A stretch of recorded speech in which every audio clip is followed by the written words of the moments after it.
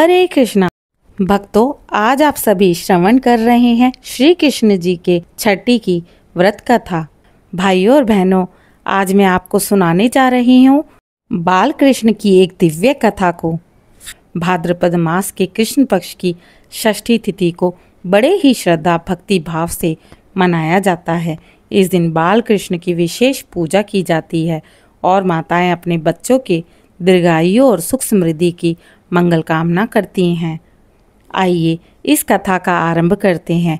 कृपया इस कथा में मेरे साथ अंत तक बने रहें। मथुरा में जब भगवान श्री कृष्ण का जन्म हुआ तो संपूर्ण ब्रज में आनंद की लहर दौड़ गई। भगवान विष्णु जी ने श्री कृष्ण के रूप में भूलोक पर अवतार लिया। तब समस्त ब्रह्मांड आनंद से झूम उठा। देवकी और वासुदेव के घर जन्म लेने वाले नंदलाल को बचाने के लिए वासुदेव जी ने उन्हें यमुना पार कर गोकुल पहुंचाया और यशोदा नंद के आंगन में उनका पालन पोषण हुआ। जब भगवान कृष्ण केवल 6 दिन के थे तभी गोकुल में एक बड़ा संकट आ गया। राक्षसी पूतना ने यह सुनकर कि नंद के घर कोई दिव्य बालक जन्मा है, उसे मारने का षड्यंत्र रचा। वह सुंदर स्त्री का रूप धारण कर नंद भवन में आई। पूतना ने अज्ञानतावश यह सोचा, ये तो साधारण बालक है, मेरे विष से अभी प्राणहीन हो जाएगा। मगर लाल गोपाल तो स्वयं पर भ्रम थे। पूतना बाल कृष्ण के प्राण हरने के लिए दूध पिलाने की कोशिश करने लगी, किंतु उसके स्तनों में घातक विष लगा हुआ था। परंतु बाल कृष्ण तो स्वयं परमात्मा थे। उन्होंने पूतना का सारा विष पी लिया और उसके प्राण भी हर लिए। पूतना उसी क्षण वहीं प्राणहीन होकर गिर पड़ी। पूरे गोकुल में यह देखकर लोग चकित हो गए।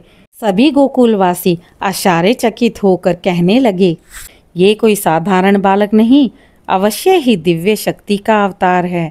इस घटना के बाद नंद बाबा और यशोदा मैया ने बाल कृष्ण की रक्षा के लिए विशेष छठी पूजा का आयोजन किया।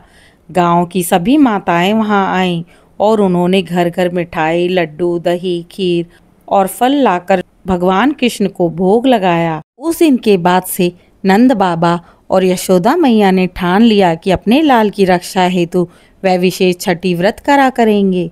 सभी लोगों ने मिलकर कृष्ण की आरती उतारी और षष्ठी देवी की पूजा की।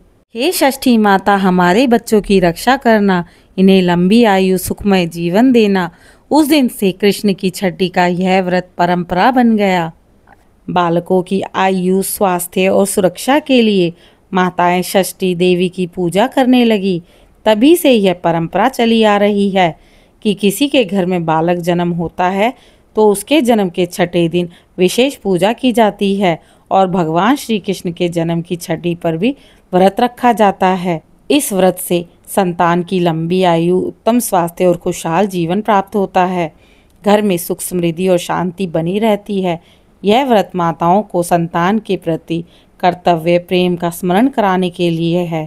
बाल कृष्ण के समान हर बालक ईश्वर का ही अंश है और उनकी रक्षा के लिए माता पिता का आशीर्वाद और ईश्वर की कृपा अति आवश्यक होती है।